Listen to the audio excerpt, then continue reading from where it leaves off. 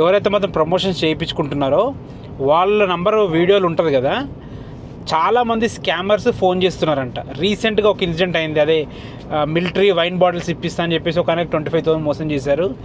ఇంకొక ఆయనకి ఏంటంటే కరెంట్ బిల్, ఇప్పుడు ఏదైతే అపార్ట్మెంట్ చేసినామో ఆయనకేనంట 10,000 20,000 స్కామ్ అయిందంట. ఇప్పుడు ఏదైతే అపార్ట్మెంట్ చేసినామో ఆయనకే స్కామ్ అయింది. కరెంట్ బిల్ కట్టలేదని ఫోన్ చేసిరంట. ఈయన నమ్మేసి డబ్బులు వేసేసిండంట. 10,000 పోయినాయంట.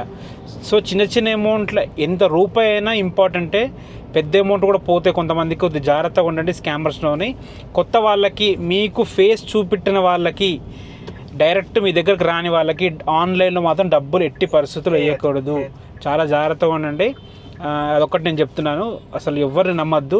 మీ ఫేస్ టు ఫేస్ వచ్చిన వాళ్ళని నమ్మండి, వాళ్ళని కూడా నమ్మద్దని చెప్తున్నాయి. అయితే ఫేస్ టు ఫేస్ వచ్చే ఫేస్ అనేది చూస్తారు కదా, కానీ ఇదైతే మరీ దారుణం. జస్ట్ కాల్స్లోనే మోసపోతుర్రు. సో అలాంటి మోసపోవద్దు. మా వీడియోస్ మీకు నచ్చినైతే ప్లీజ్ లైక్ చేసి సబ్స్క్రైబ్ చేసుకోండి. Thanks for watching. This is Ranjith Kumar.